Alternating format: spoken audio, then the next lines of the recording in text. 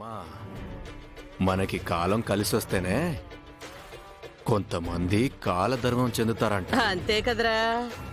పోయినసారి వచ్చినప్పుడు మీ అత్త వసుంధరాదేవి నన్ను చేతులు కట్టుకుని నిలబడమంది, గుర్తుందా? నీ చేతులు ఊరుకో కదమ్మా. చిల్లర డబ్బులు తీసుకోవడం కూడా తప్పేనా? ఇప్పుడు కోట్లు తీసుకోవచ్చు. ఆ? కోట్లా? అవునమ్మా. అబ్బో నా బంగారమే.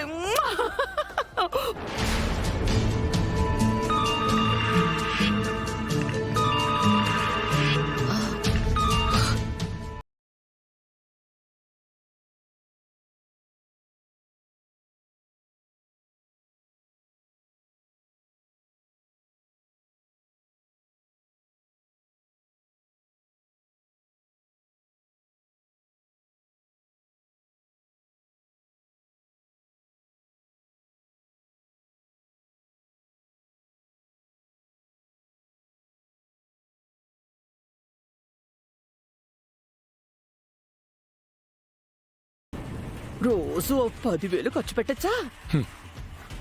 ఏ లోకంలో ఉన్నావమ్మా? రోజు 1,00,000. వామ్మో, అంతుందేంట్రా? తర్వాత వివరంగా చెప్తాను కానీ ఇప్పుడు సుప్పు వస్తుంది, తర్వాత మాట్లాడదాం.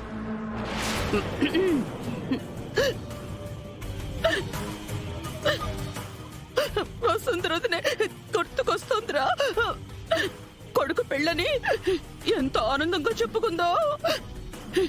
నేను చచ్చినా బాగుండేది. మా బియ్యపురాల్ని చివరి చూపు కూడా చూసుకోలేకపోయాను. అత్తయ్య, జ్యూస్ తాగండి, నేత్రుళ్ళు తగ్గుతాయి. నిబ్బరంగా ఉండండి అత్తయ్య. ఇప్పుడిప్పుడే నేను కూడా కోలుకుంటున్నాను. ఈ వయసులో మీరు ఆరోగ్యంగా ఉండడం చాలా ముఖ్యం. అవునమ్మా, ఇక నువ్వేగా మాకు పెద్ద దిక్కు. అన్నీ నేనే చూసుకుంటానులే. ఎక్కిళ్ళు ఆగిపోయి చూసావా? కోడల చేత్తో విషం ఇచ్చినా అది అమృతమే అయిపోతుంది. అయ్యో, అలా అంటారేంటి అత్తయ్య? మా అమ్మకి నువ్వు అంటే అంత ఇష్టం సుప్పు. మనం వెళ్ళి ఆస్తులకు సంబంధించిన వివరాలు కనుక్కుందాం. మనం ఎక్కడికి వెళ్లాల్సిన అవసరం లేదు భార్గవ్. ఆల్రెడీ శంకర్రావు అంకుల్ ఇంటికి వస్తున్నారు.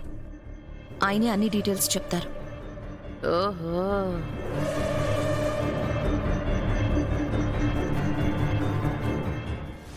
వామ్మో.